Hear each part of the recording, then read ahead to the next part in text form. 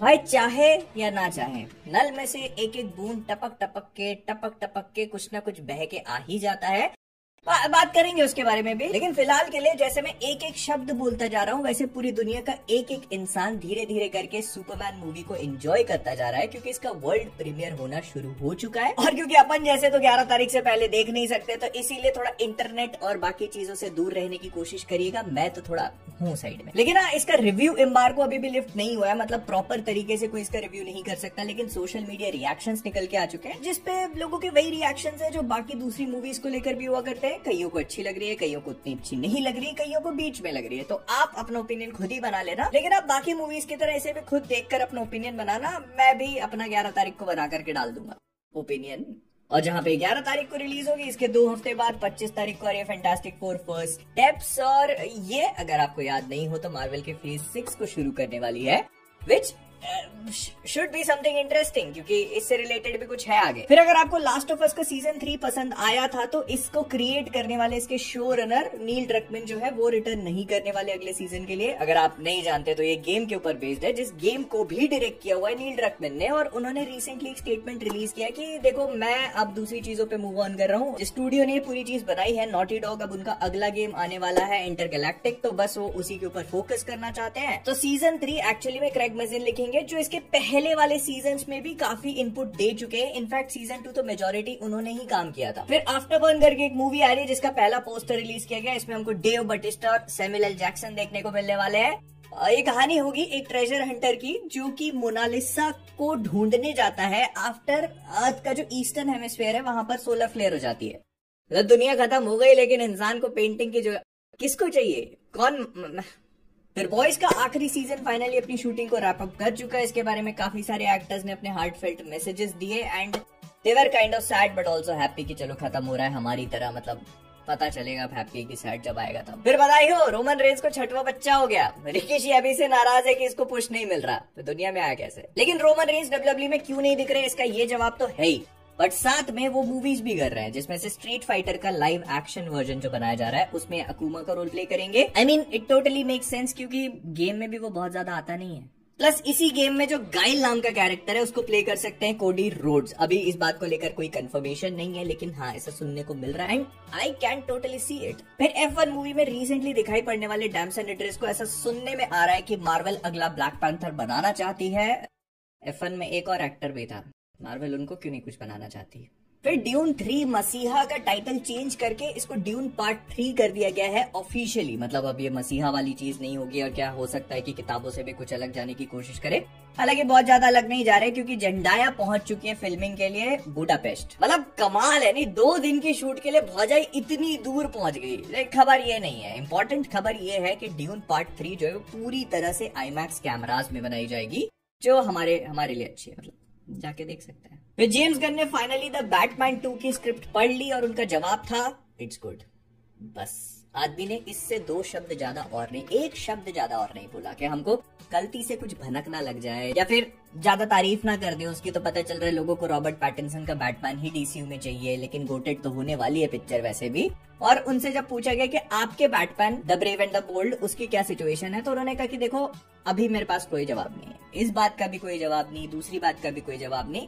बस वो कह रहा है कि एक स्क्रीन राइटर है जो इसके ऊपर दिन रात लगा हुआ है, मेहनत कर रहा है, और इससे ज्यादा मैं आपको कुछ बता नहीं सकता। आपने वैसे भी कुछ नहीं बताया हमको। क्या पता है, तुमको क्या पता है Batman brave and the bold के बारे में, कि बैटमैन आएगा उसमें, बस इसके अलावा और क्या। और सुन लो, एक मूवी और भी थी जो पिछले हफ्ते रिलीज हुई, जुरासिक वर्ल्ड करके, और इसमें एक आदमी है जो मेरी लिस्ट पे है। अगर मेरे कुछ छोड़ो, वहां नहीं जाते, लेकिन मैं बस इतना बताना चाहता हूँ कि ब्लेड मूवी को लेकर भी कुछ पता चला है। मतलब साप्ताहिक ब्लेड सेगमेंट बोलना है तो बोल भी सकते हो, लेकिन सिनर्स मूवी जो थी ना, उसमें जो एक्स्ट्रास ने कपड़े पहने हुए थे, वो ब्लेड मूवी के थे।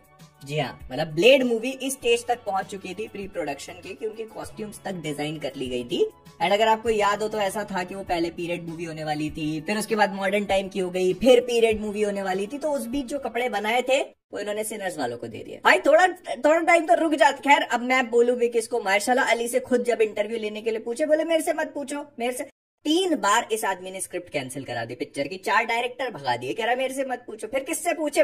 फिर अगर तुम लोगों ने स्क्विड गेम का सीजन 3 नहीं देखा तो आगे वाले सेगमेंट में उसके स्पॉयलर्स होंगे, अवॉइड कर सकते हो चाहो तो इसके सीजन 3 की एक दूसरी एंडिंग भी पता चल चुकी है। इसके मेकर्स ने कहा कि वो दिखाना चाहते थे कि गिवन वहां पे मरा नहीं आइलैंड पे, वो एक्चुअली इस गेम को फिर जीतता है और वापस आने के बाद यूएसए जाता है, जहां पर वो अपनी बेटी से मिलता है और फिर फ्रंटमैन को नहीं बल्कि उसे वो पूरा दागची वाला जो गेम था ना वहां पे केट ब्लैंचेट जो खिला रही थी वो देखने को मिला। अच्छा हुआ भाई ये नहीं दिखाया, ये बताता है कि तुमने एकदम कहीं दिमाग।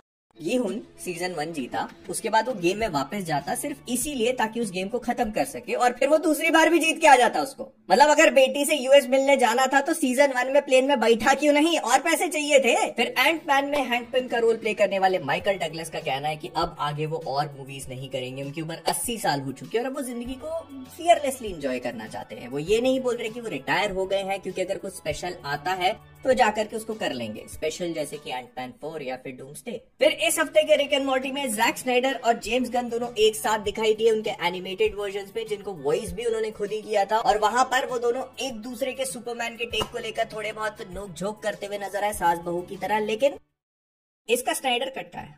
फिर मार्वल कॉमिक्स के राइटर चिप ज़ास्की से पूछा गया कि क्या कैप्टन अमेरिका सेक्स करते टाइम रोते हैं, क्योंकि ऐसा सुनने को मिल रहा था। तो उन्होंने कहा कि नहीं वो रोते तो नहीं है, लेकिन उस टाइम पे वो एक और चीज करते हैं और वो है सल्यूट मारना।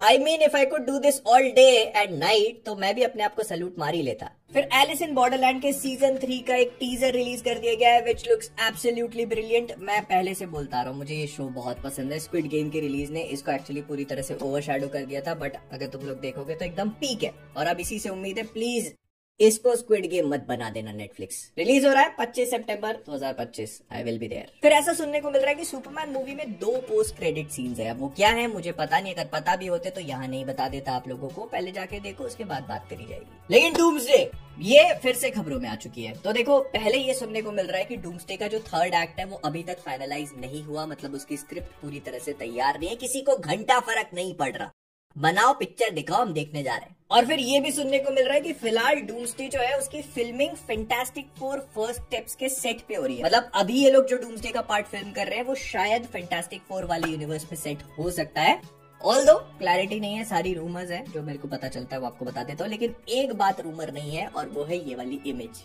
ये behind the scenes look Avengers doomsday का अभी रिसेंटली एकदम कुकर से उतारा ही है। सबसे पहले तो इसमें क्लियरली बॉन मास बकराक दिख रहे हैं जो कि द थिंग का रोल प्ले करेंगे, मोशन कैप्चर सूट में भी है वो, साइड में डैनी रैमिरेज जो कि फैल्कन है, और उसके साइड में यूएस एजेंट जॉन वॉकर जो किसी ऐसे कंसोल के ऊपर कुछ देखने की कोशिश कर रहे हैं, और सामने जो पूरा ग्लास लगा हुआ है, और इस पूरी लोकेशन को देखकर ऐसा लग रहा है कि फैंटास्टिक 4 का शिप है, और इसका रीजन है क्योंकि इसके एस्थेटिक्स वही रेट्रो फ्यूचरिस्टिक है, बट फिर वो साइड में एक छोटा सा जूता दिख जा रहा है, और इसको देखकर लोगों ने कहा शूरी। तो सबको पता है कि शूरी अपीयर होगी इसमें, और ब्लैक पैंथर का शू हो सकता है, कोई बड़ी बात नहीं है। लेकिन अगर ये फैंटास्टिक 4 का शिप नहीं है तो फिर ये वकांडा की लैब भी हो सकती है। दोनों चीजों की पॉसिबिलिटी है, वो आप अपने हिसाब से डिसाइड कर लेना, और अगर आपको खुद भी डिसाइड नहीं करना है तो अगले साल दिसंबर तक जब पिक्चर ही देखने को मिल जाएगी। खैर तो ये थी इस हफ्ते की सारी तरोताजा खबरें। मैं मिलता हूँ आपके साथ अगले वाले वीडियो में। सुपरमैन टाटा, लाइक करो।